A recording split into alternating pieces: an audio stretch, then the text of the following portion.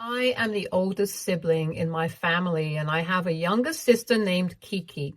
Being the older one, I'm the one who has financially supported my family for years after my dad's passing.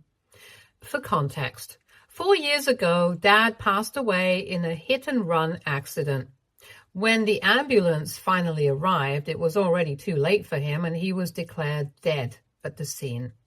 To make things worse, the person responsible for killing him was never caught, leaving us all with both a profound sense of grief and a frustration that justice was never served. Since Dad was the only earning member of the family at the time, after his loss, we struggled to keep things afloat.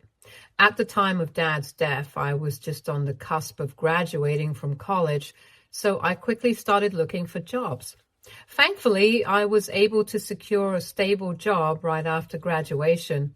My mom, having never worked outside the home before, struggled immensely to find a job, especially while grieving, so I assured her that I would take care of things. Although I was dealing with my own grief, I knew I had to quickly shift my focus to supporting my family. So this is how all the responsibilities of the house fell on my shoulder from a very young age. At first, my salary was more than enough to support myself, my mom and my sister.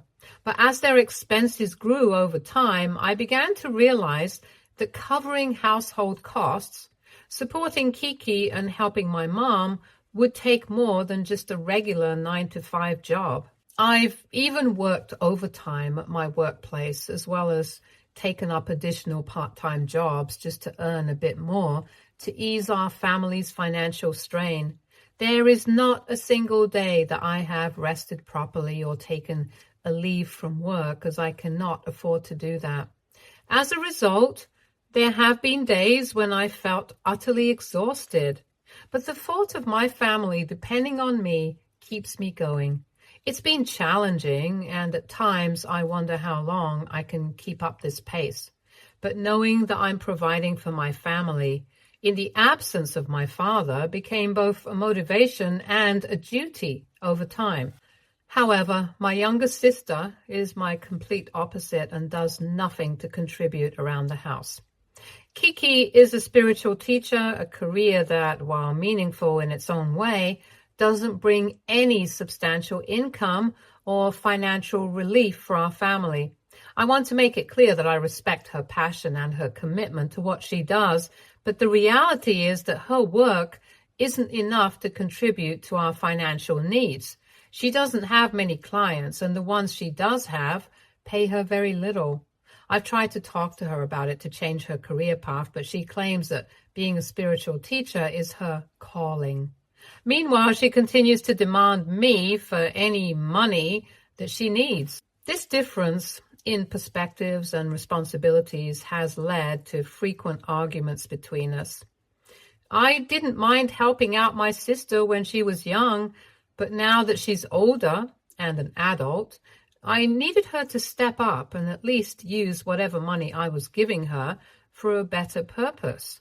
For example, Kiki insists on buying only high-end organic foods, choosing to shop exclusively at an expensive organic store where prices are nearly double what they would be at a regular grocery store. And while I believe in healthy living, I don't think it's reasonable for her to make these choices at my expense, especially when she could choose more affordable options that wouldn't hurt my wallet as much. In addition to this, Kiki is also adamant about going for regular beauty treatments, getting manicures almost every other week, for instance. She'll even demand that I send her $300 for these services or more, sometimes including hair treatments as well. Whenever I try to put my foot down and say I can't keep funding her lifestyle, Kiki argues that as her older sister, I should help her out as much as I can instead of trying to control her. If I continue to not give her any money, she would then take her anger out on Mom. She will yell and complain to Mom about me and sometimes even steal whatever money I give Mom from her purse. This then puts Mom in a difficult position, often leaving her without enough funds to buy whatever she requires. Mom then has to come to me to ask for more money. Ultimately, everyone's burden falls on my shoulder. Our mom, who sees the situation from both sides, has tried to talk to Kiki on numerous occasions. She has gently suggested to Kiki to find a steady job or at least make some effort to contribute financially, even part-time if she wants to continue her spiritual practice. But despite these conversations, Kiki hasn't shown any willingness to change or adjust her approach. Her insistence on living a lifestyle that doesn't align with our family's reality has only made the strain in our family more profound, leaving me carrying this burden largely on my own. Now, coming to the recent incident and why I am on Reddit today, Kiki had been dating this guy who, from what I could tell, was never the most reliable or trustworthy person. He basically liked stringing my sister along, but never really publicly accepted her as his girlfriend. He also regularly hung out with a lot of other females behind Kiki's back. Eventually, my sister caught him red-handed with one of his so-called friends. When she confronted him, he argued that he had done nothing wrong and refused to apologize. As a result, their argument became intense, and before long, things got physical. Kiki, feeling deeply hurt and betrayed, ended up punching him in the face and even threw several of his items around the room. She threatened to harm him further and any other girl he was involved with. Things spiraled out of control to the point that the neighbors heard the commotion and called the police. When the officers arrived, they saw that Kiki had been the one who'd lashed out physically, and because of the damage she'd caused and her physical assault on him, she was arrested. Luckily, the guy agreed to not press any charges, and since this was her first offense, the officers agreed to let her go with warning. I thought that going through something so dramatic might at least lead her to reflect on her actions and maybe change for the better. However, rather than expressing any remorse or acknowledging the trouble she'd put everyone through, Kiki remained entirely unapologetic.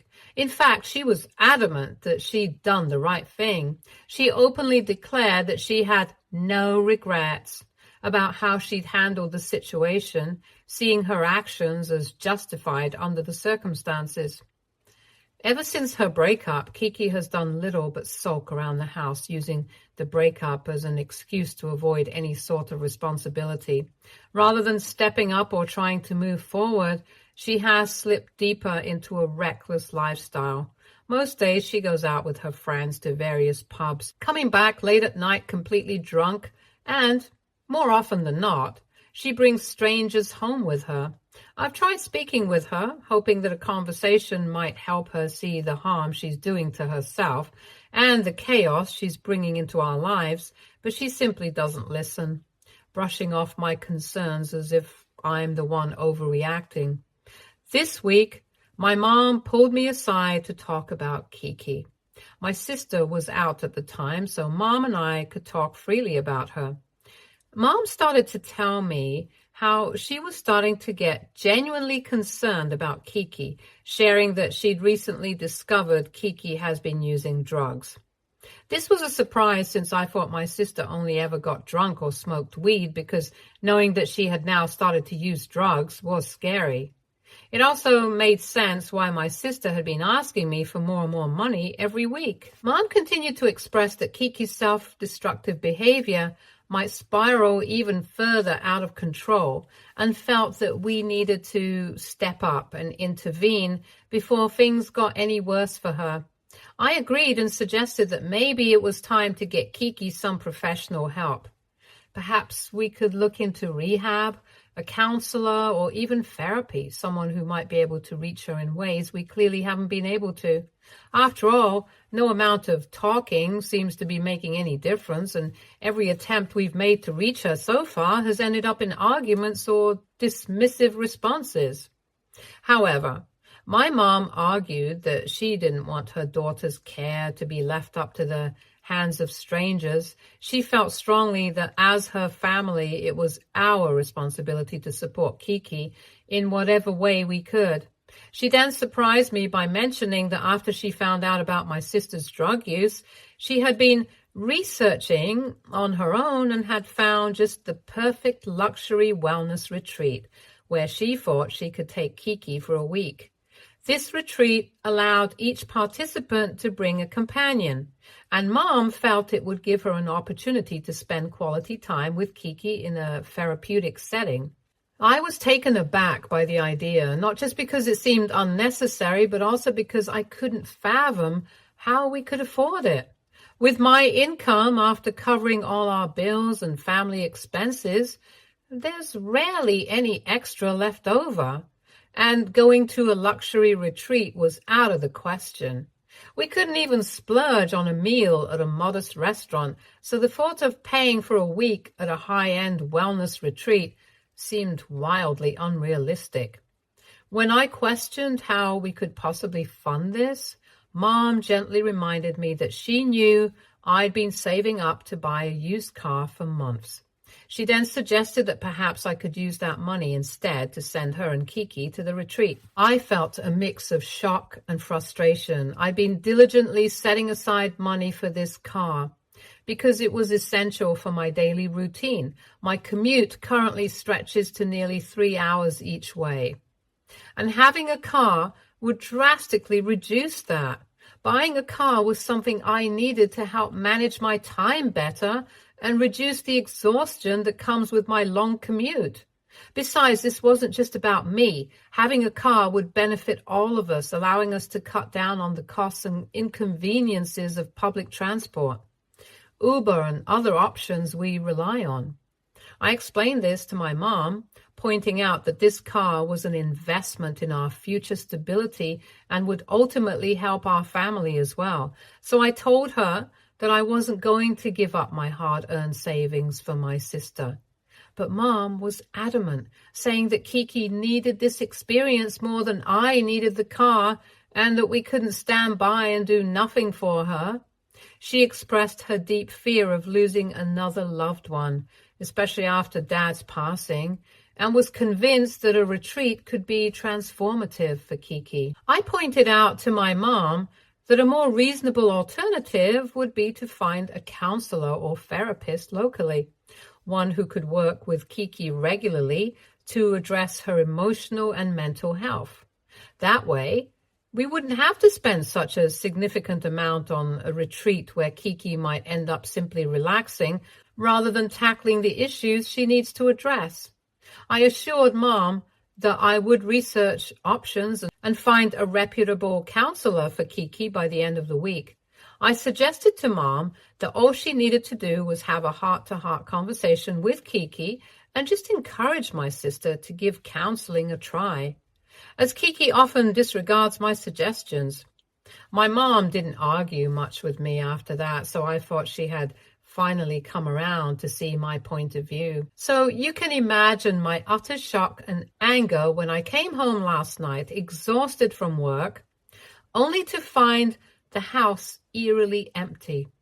Usually when I walk in, Mom is either watching TV or reading one of her books. I called out for both Kiki and Mom, hoping they'd pop up from somewhere, but the house was empty. No response, no sign of anyone.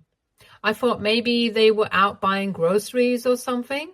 I walked into the kitchen and noticed a note taped to the refrigerator, written in my mom's familiar handwriting. I pulled it off the fridge and read the message from her. "Sorry, we couldn't wait for you. Kiki and I are on our way to the luxury retreat. I know you'll be upset, but honestly, money can always be earned back. But your sister's mental health comes first. We'll see you in a week." I stood there staring at the note, unable to fully process what I was reading. Overwhelmed with anxiety and disbelief, I ran to my computer and logged into my bank account. Mom had access to my bank account, and as I looked at my balance, a feeling of shock washed over me. Mom had withdrawn all the savings I had. Every dollar I had carefully put aside for months was completely drained. The fact that my own mother could do something so vile to me left me feeling both betrayed and helpless. I couldn't hold back the tears. I just sat there staring at the screen, sobbing in disbelief and frustration. How could she take the money I had worked so hard to save, money that was supposed to help me make my life easier, and use it to fund a luxury retreat with my ungrateful sister? All I could see was that simple note on the fridge saying, "Money can always be earned back." How could she say that? So, when I was the only one actually earning anything around the house. Mom didn't work. Kiki didn't contribute. I was the one sacrificing my time, my energy, and my future, all to keep us afloat. And now, after everything, they'd taken my hard-earned money for a getaway I never agreed to, leaving me to bear the full weight of responsibility. Since then, I've left Mom several angry voicemails trying to make her understand just how deeply she hurt me. But she hasn't answered a single call, choosing instead to ignore my attempts to reach her. She knows I'm upset and yet has decided to avoid confronting the situation. As for Kiki, the only response I've gotten from her was a single infuriating text, a wink emoji, a wink. No apology, no explanation, just a smug little emoji, as if to say she couldn't care less about the pain I feel. This whole situation has left me feeling betrayed, unsupported, and utterly alone in a family I've done nothing but sacrifice for. I am so angry, Reddit.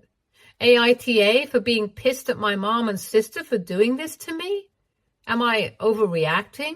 Update 1. Thank you to everyone for your comments. It has really made me think. I completely agree. My mom and sister have been taking advantage of my willingness to step up. Please let me explain. When Dad passed away, I was devastated. In that grief, I felt this immense responsibility to take care of our family. I was the only one who had a job, and somehow I convinced myself that it was my duty to make sure we were okay financially, even if it meant taking on more than my fair share. It was almost as if I believed that providing for them would somehow fill the void that Dad's absence left. At the time, I was so focused on keeping us all afloat that I didn't notice how little effort they were putting in to support me or themselves. But now, after everything that's happened, it's become painfully clear that things have gone way too far. Losing my savings like this has been a real wake-up call, and it's made me realize that I have been taken for granted. Mom and Kiki seem to assume I'll always be there to pick up the pieces, but what about my own life? I'm working myself to the bone while they continue to live without contributing financially or even showing gratitude for my sacrifices. To everyone telling me to report my mom to the police, I don't want to do that. As much as I am angry and disappointed in her, I don't want her to end up in jail. Instead, I've decided to give her an even harsher consequence by moving out of the house. I could have done this years ago, but I stayed with Mom and Kiki all these years because I felt they needed me. If I weren't shouldering the burden of their expenses, I could actually have a stable, financially secure life. I could use my money to live comfortably, maybe even invest in things I enjoy or build a future for myself. It's hard to admit, but I'm starting to realize that my loyalty to my family has cost me my own happiness. I have a lot to think about for tonight. Update 2. It's been a week since my last update. Thanks to all of your strong suggestions and support. The first thing I did was begin packing up my things from around the house. I made a point of gathering everything I had bought over the years, kitchen appliances, dishes, home decor, and the countless other items that I had purchased to make our home functional and comfortable. I then reached out to a close friend who graciously offered to let me stay with her temporarily while I searched for an apartment of my own. I made sure to leave long before Mom and Kiki returned, leaving not a single note or explanation behind. I knew any conversation about my departure would fall on deaf ears, and I wanted them to truly feel the weight of my absence without any warning. Sure enough, the moment they arrived back and found the house stripped of everything I'd ever contributed, they began calling me repeatedly.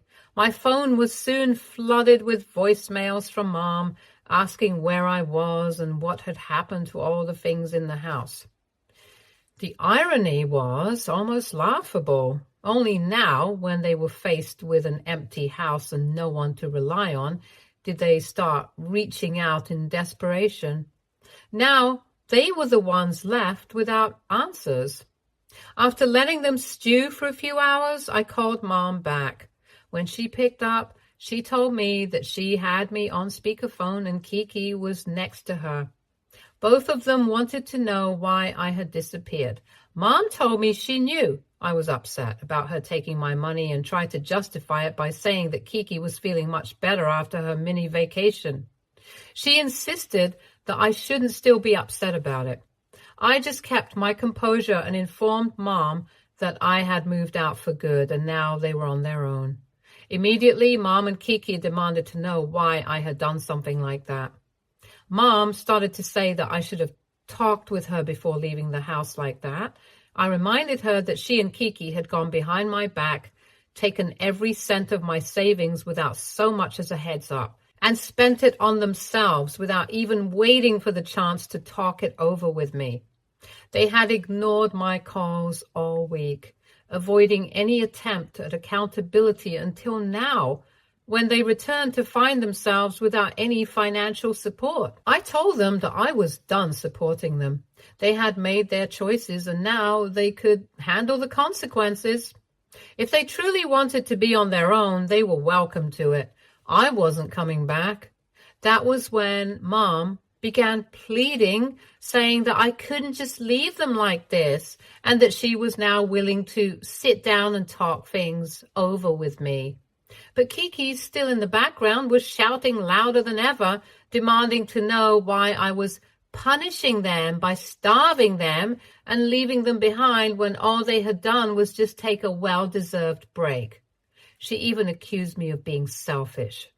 Mom argued that half the kitchen appliances were gone and that there was barely any food left in the house. She tried to guilt me, saying while she understood my frustration, she was frustrated with my overreaction.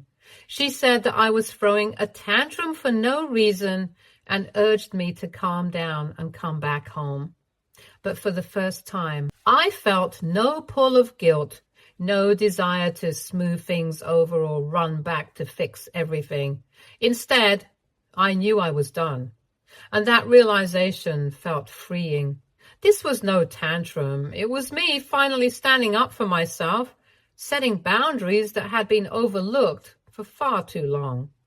When Mom suggested that if I returned, she would never make the same mistake again, I simply laughed at her.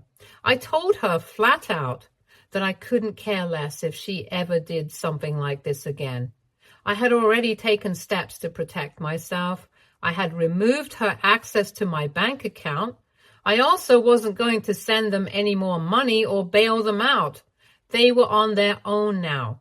I told her they still had the house Dad paid for, and if they really wanted to stay afloat, they needed to find jobs immediately and start taking responsibility. Kiki, of course, screamed and demanded to know what they were supposed to do in the meantime, how they were going to survive without food and no money.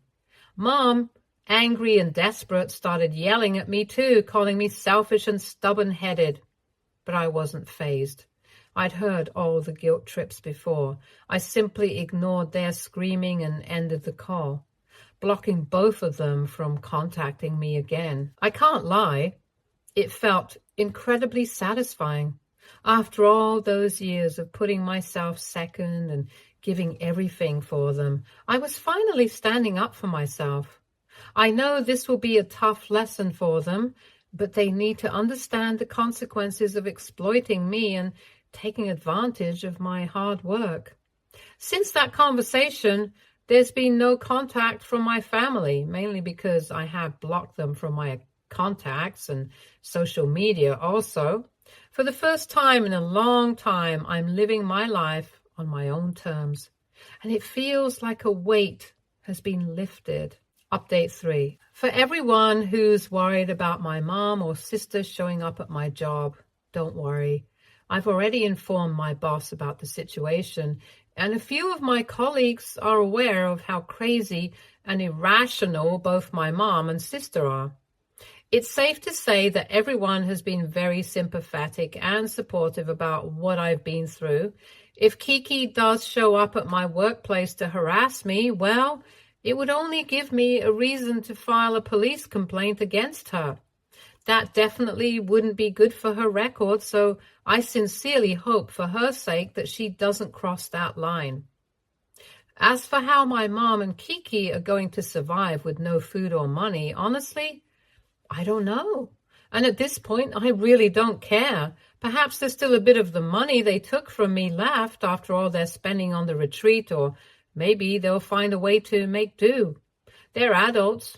They have a house, so it's not like they're completely without resources. Maybe they'll manage to find jobs soon or even reach out to other family members for help. At this point, I'm done being the one to pick up the pieces for them.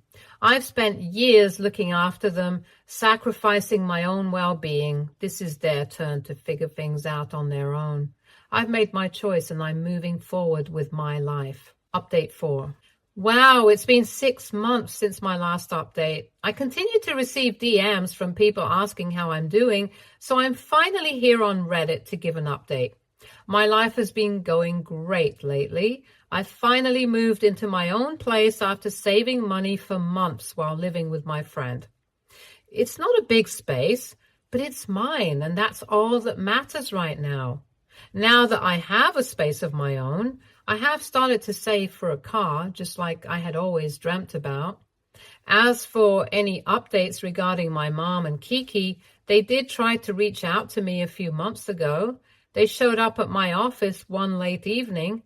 I'll admit, seeing them there shook me a little. My mom looked absolutely exhausted. Her eyes were sunken, and she looked like she hadn't slept in days. It was clear she had been going through a lot. She ran straight into my arms and started crying, pleading with me to come back home with them.